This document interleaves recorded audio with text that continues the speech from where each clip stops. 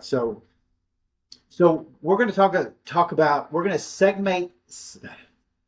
segment my life to make it easier to digest for people to understand and hopefully easier for me to bring the information to you so it's more understandable through these timelines. So we're going to take decades. So the first decade, again, I was born in my birthday's on Christmas. I was born December 25th, 1960, almost 61, but 1960. And so we're going to focus on from 60 to 70 as the first decade. So, so again, I was born into a pretty chaotic environment already, a pretty tense environment with my mom and my dad. Um, you know, a story that I was told by my mom on Christmas Day when I was born. There's it always seems to be alcohol fueled things in life, and especially back then, and even though it's so prevalent now, it just always shows you, alcohol, where alcohol is just always flowing somewhere. But the story my mom told me was I was almost born at home. The reason why is because uh, when uh, she started having contractions or whatever was going on, which she explains it in a way that she felt it was very stress induced by what was going on between her and my dad that morning, or that starting of that day. So she called the doctor and got hold of the doctor and said, "Hey, this is happening, whatever." And this is sometime late morning. This is what she's explaining to me. So she says the doctor, from what she recalls and understands, the doctor was very drunk already. So it's Christmas Day. He's already, enjoying the eggnog or whatever he's doing. So he is doing nothing but pushing back about just calm down, settle down. It's not coming. Maybe I was early a few days. Don't know that whole exact story, but there was a lot of pushback, and I guess there was several calls back and forth till finally he said, "Okay, there's another doctor on duty." So I wasn't even delivered by the actual pediatrician that she was using because because again the story is he was having some fun, early morning Christmas fun. So not that that means anything being brought in the world, but I think it sets a little bit of a tone to my world, and maybe the world we were navigating in. Anyways, so uh, early on, I relied on my sister, and my sister is only 18 months older, and but she seems to have some more memory recall, some of those earlier years that I did. So just to kind of set up a little bit with my sister and I being born, there's my dad I talked about previous episode or somewhere. If not, you'll hear it at some point. So my dad left home when he was 15, went in the Navy. That he was shipwrecked at one time. I have all that information, and it's the ocean, and then I have all those clippings and stuff, and my cousin has some too. But point being is, so my dad was told after that. So where they were shipwrecked, of course of course I don't know, of course where he was shipwrecked at, the waters were, I understand, very very cold. So they were there for in between a 48-hour and 72-hour point where he was mostly halfway underwater, holding on to debris or whatever else, like a bunch of the other guys were, until they were able to get rescued. So later on, he was down the line. He was told that he did not have a level sperm he would never be able to reproduce. He would never be able to go that route. So he went with that, and this is I'm giving you part of the story, setting up again just these things that happened to give you a little bit more of the volatility of my dad. Um, so when my mom was first pregnant with my sister, and remember they didn't think they could get pregnant, so she tells my dad. And of course, my dad, remember, also is very much into to having other relationships and affairs and all these things, whatever exactly how he's doing that. But my mom tells him this that he's pregnant. Now, there's probably a lot of things. Again, I can speculate about what's going on, but I won't do that with him when he finds this out. But his reaction to my mom is that she's cheated on him because he can't get anybody pregnant. Blah blah blah. So I understand again. This is from my mom, who like can't really get any information anymore. Remember, she has Alzheimer's and memory care unit. But um, so he beat the hell out of her. That was again because that was part of their life. It was that's how the reaction was from an alcoholic man, my dad, his anger, his dysfunction, and all that. That's it was his reaction to things. So it usually was angry. He was probably drinking, or at some point got drunk or got into it. I don't believe my dad was very violent when he wasn't drinking. I think there was a little stability in there when he was not drinking. So that was kind of the first part of my sister coming into the world and feeling that again with that. So again, they ended up going and getting tested, and he was tested, and it was found out that he did. Now his body was developing or producing what needed to be produced to for that to happen. So I'm not sure some of the stuff in between me and my sister, but she was born in July of '59, and then I was born in December of '60. So that's our 18-month period right in there. And I'm not so sure why it came so quick and all that. Um, so again, I told you the story about Christmas Day and me coming and being born. So this is kind of a setup to things going forward because they don't get much better from this point with my mom and dad being together and where my dad was at that time. So another story just to kind of understand and try to set up some things. And these are things I don't remember, but I think they're important because we do know that things that happen to you even as very young and things like that, you're still seeing that person, you're still aware of what's going on, even whatever state you are. So it does embed in you. So again, we all know about attachment disorders and things like that, even when you're infants and babies. And if your mom's not, if you're just put in a corner all day and given something to suck on and read, or excuse me, to stimulate your brain, radio or TV, those things develop. So they're very impactful, and I believe they were with me too. So that's why I'm telling them. So again, these are things that I get from my sister. So this was an episode where my dad was at home, and he was already, I guess, very very fueled. He had lubed himself up pretty good. But I guess I was a late walker. So I was not walking. I guess it was something that was known. It was always talked about a little bit, and I just was late with that.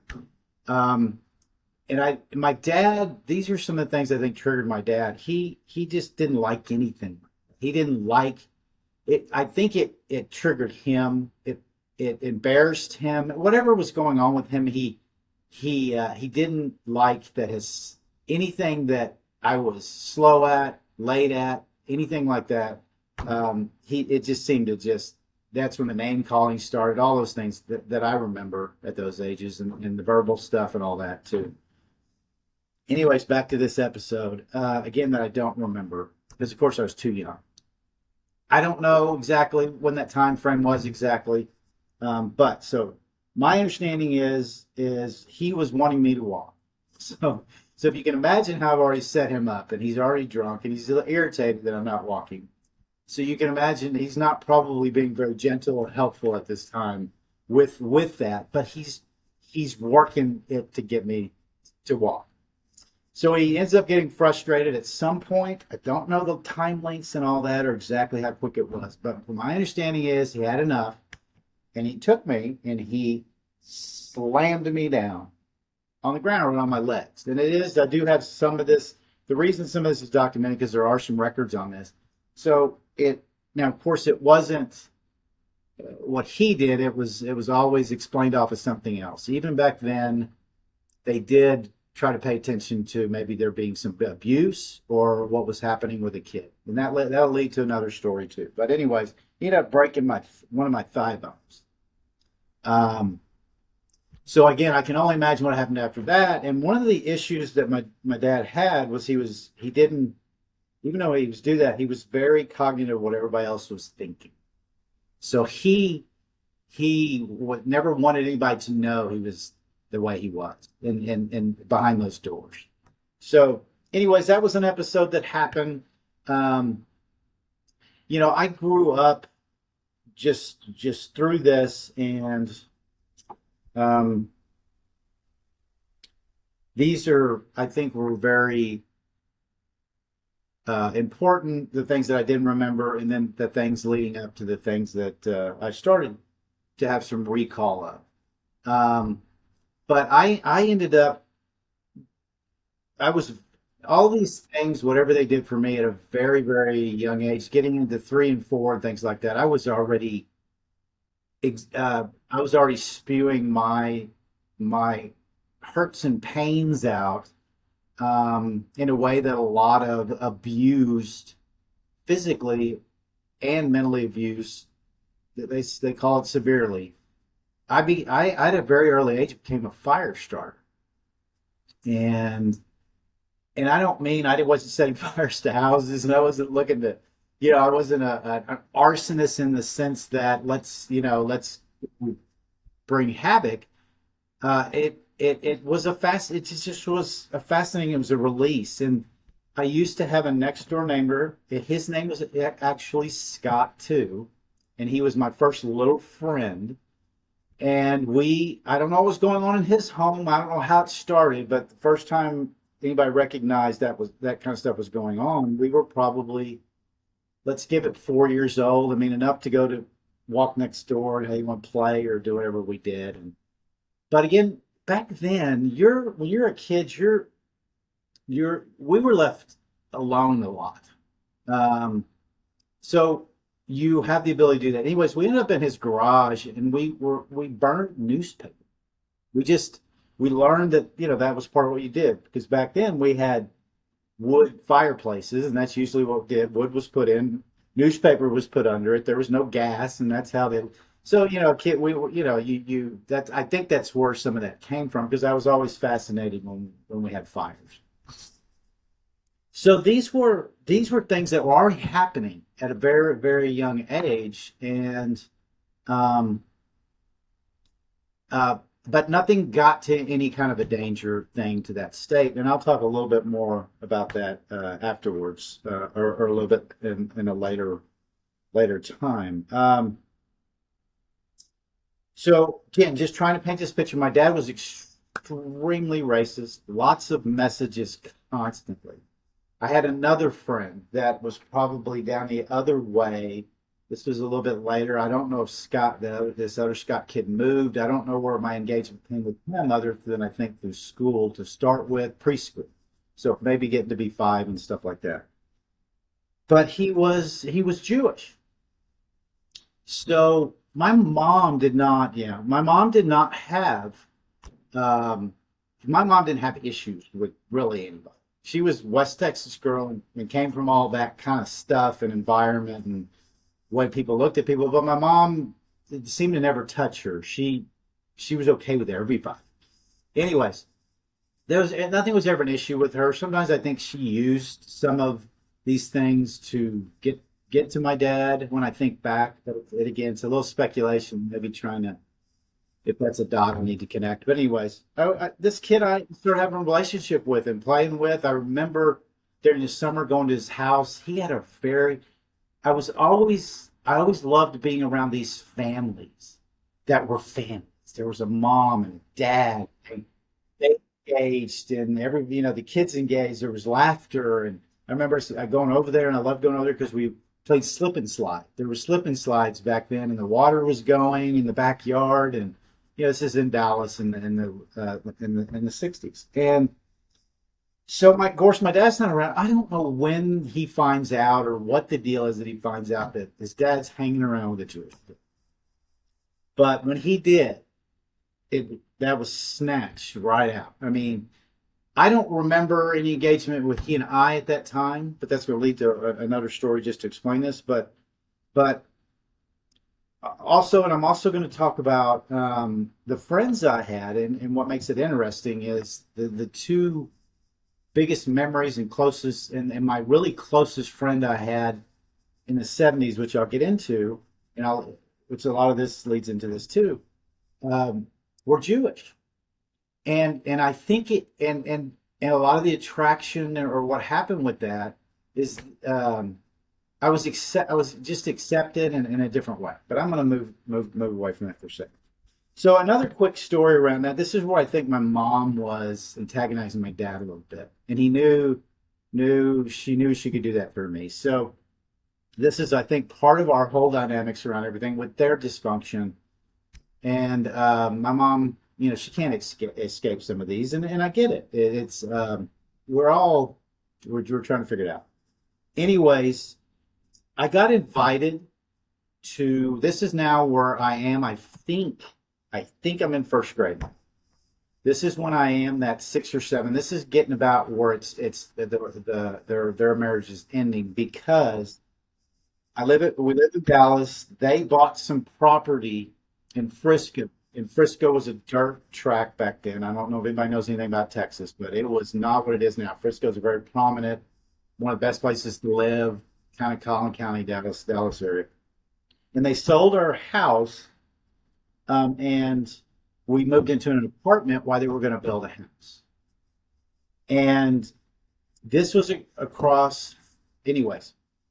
So around these apartments was a part of the town at that time, part of that area that was a little bit challenged poverty-wise and things like that. And there was a lot of, remember, this is North Dallas, and I don't know how else to say these things and how people know where I come from with these things, but it was a black area. It was a black, and was close to where I was. I was in the apartments, and of course I was out trying to mess things up, and as a kid, being the way I was, but anyways, we end up having in North Dallas. This is the one black kid that's in the school that lives in this neighborhood, or there's a string of 5 kind of rundown houses in this one area real close. So he invites me to his birthday party because for whatever, he was in my class, and again, not so sure how that connection happened, other than I think we started playing because we were close by, and we ended up connecting there. So of course, my mom lets me go to his birthday party, and I don't have any thoughts about anything or anything like that. But my dad finds out my mom lets me go to a birthday party with a black kid. So this is again where this violent behavior that he has and triggers him, and it just gets put off. This is or things are so messed up for him, it gets put off on me and my mom. Anyways, I really don't have any idea what happened to her, because that's probably one of the most severe beatings that I ever took. And during that time, making sure it was understood that was not ever going to happen, was not appropriate.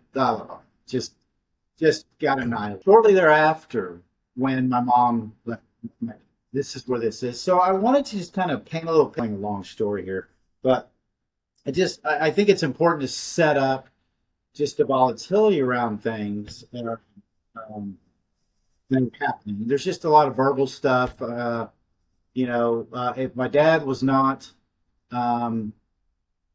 if he was not drunk or things like that, he was still very verbal.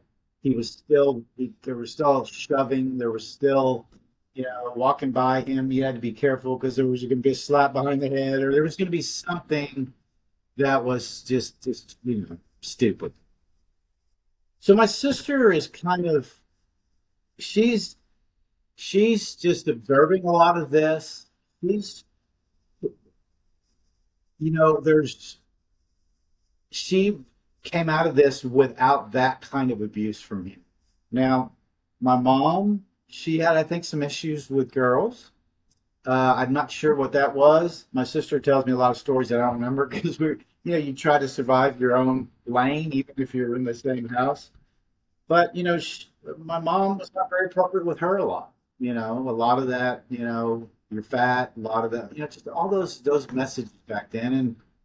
And, but she did deserve. She's the one that can feed me a lot of information and helps me a little bit things too. She was the one that always, when my dad was home, we're at the dinner table. She was, because I like to talks. Can you tell? Um, but she would always say, "Scott, Scott." She'd be that one that would be telling me to be quiet because as soon as I said something dumb, inappropriate, stupid, whatever, that things started. Um, anyways, so that's kind of that relationship with my dad at those early years, and that 0 to 7 before my mom left him, and just so many other stories in between that. Um, but you have to remember, there's through a lot of all of that my dad was always considered my monster. That was all of those, and especially you learn how to survive as I got older through that. I was able to escape a lot of things. Other things that happen with you is when you're being abused and you're in a volatile environment. My mom probably would have been a different mom if, but she was in her own survival mode. So again, there's always neglect and aloneness going on. So you learn how to self-soothe yourself a lot. So one of the things that drove my mom crazy, but also triggered my dad when he was home, was I was when I was in bed a lot and I was doing this against the banging my head against the bed, and that's these are the damage that get lost because what parents are taught, doctors tell the parents when they go, "Hey, my kid's banging his head against the wall." They just don't tell them, well, there's violent behavior and alcoholism and all these things going on. They don't set any of that up. And doctors, everything was relied upon your MD doctor, the pediatrician. They were the know-alls to everything, back then. So there was never any really good advice or good promotion of what to do around those things like that, other than, there's something wrong with me. Which, again, I was certainly developing there being a lot wrong with me, but that's what you're looked at. The other piece here that, again, well, I certainly I had a learning disability. That was dyslexia. Back then, dyslexia was just maybe I've done a lot of research on that. That time frame, middle '60s, dyslexia was being talked about. It was being something that needed to be explored and things like that. But nobody knew about it. Teachers didn't know about things like that. So back then, I did not have when I went in preschool, um, first grade, second grade, and all that. I was not dyslexic by any means, from any by any adult's imagination. I was stupid. So so that was going on too. That again, everything's just driving my self worth or any self worth into the freaking ground. Nowhere to go, no anything. And so that was probably the most severe part is in these '60s, that those first 7 8 years of development where I was getting all these messages that lead to later issues and then also being a little ADD and things like that. So that was a lot with my dad. Just kind of give you another setup and but as I also, when I'm doing this, I want to try to get everybody to understand that I've forgiven my dad, and I understand where he came from, and I have not let him off the hook. It's but I all that stuff that happened to me covered up everything else.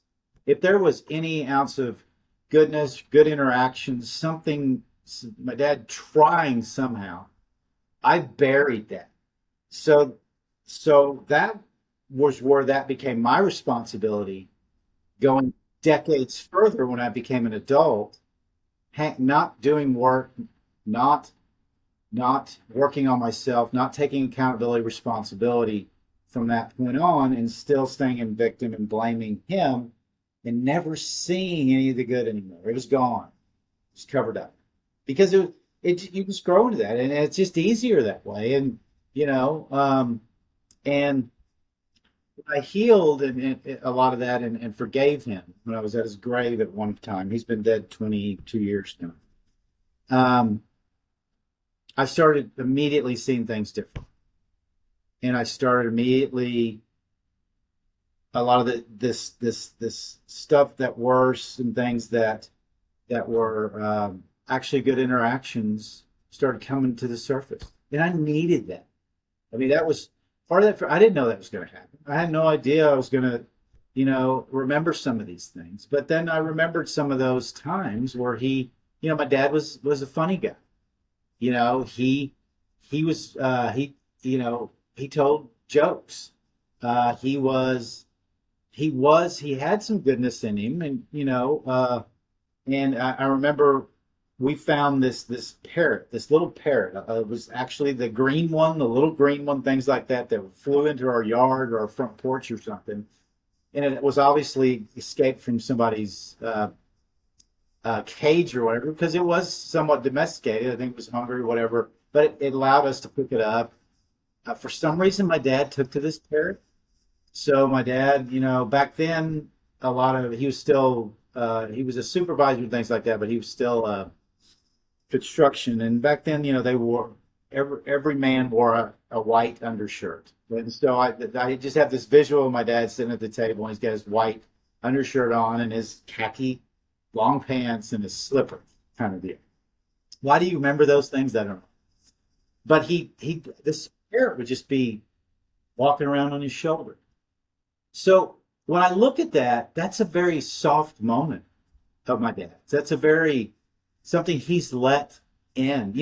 I mean, yes, it's a parrot, it's a bird, but there was something he was giving some attention to and letting run wild around him without you know getting triggered or things like that. So it was actually a time in our life when or at that time period, I don't know how long it was, that it was a little bit calmer because he was a little calmer. Again, that when he was drunk, it's just a different story. I mean, I'm sure the parrot got that message pretty quick, but I probably stayed away too. So those were things that started coming to service. He did take me fishing. He he did make some effort. He just never came to anything that happened or anything I did. And then there's just one other memory that I think is amazing. I don't really know. My sister remembers it. My mom remembered it. But I was in, I think, this when they sold the house, went into that apartment. I had I had just gone into second grade. I think. I think I think that's about right. Preschool, then seventh grade, and then when I went into second grade. But I'm not sure if it was a time he knew they were splitting up, or he was feeling something or whatever. But for some reason, he never would get involved in anything, school or anything. But there was a science fair. I remember I was in second grade, and I never. Again, when you have no self worth, you don't know what to do. You certainly don't want to create anything anybody's going to criticize. None of this stuff. So I just, for whatever reason, I didn't do anything. But my dad did something for me. And again, parents a lot of times do their projects for their kids. And why my dad did this, I don't know. But he was in the construction industry, a lot of electrical stuff and the way it connects and all that. This is back in the 60s, so it's a little bit different. So he created a science project for me, which was really interesting. He took like a flashlight, little light bulb, those little light bulbs out of the flashlight, and he took a pencil, a piece of string, and a piece of aluminum. And he, rolled aluminum up that was like the size of a pencil, and then the the string, made the string all of the same size. And then he took a battery. I don't remember exactly the battery size was or whatever, but he took the battery. And so here was the science project. And this is, again, second grade. And this has actually boosted my self-esteem at that point for a minute. That was one of those little moments he did give me. But I'm like, I don't know what this is, whatever. And it was simple. This is how simple it was. This is how electricity or how energy goes from this whatever, however he explained it. And he knew about all this because this is how all this stuff worked in his world.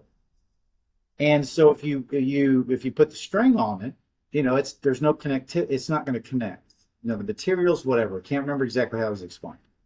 And then the pencil was wood, blah blah blah. That did not transfer either. But the aluminum connected, put it on that side of the battery, and I'm explaining this to you like you explained to me, I think. And then you connected it to the the bulb. That bulb lit up. So just kind of explaining however that was. So I actually won second place in this science fair. Now, I don't have another story like that, but just trying to get you to understand, you never know what's going on in anybody's life.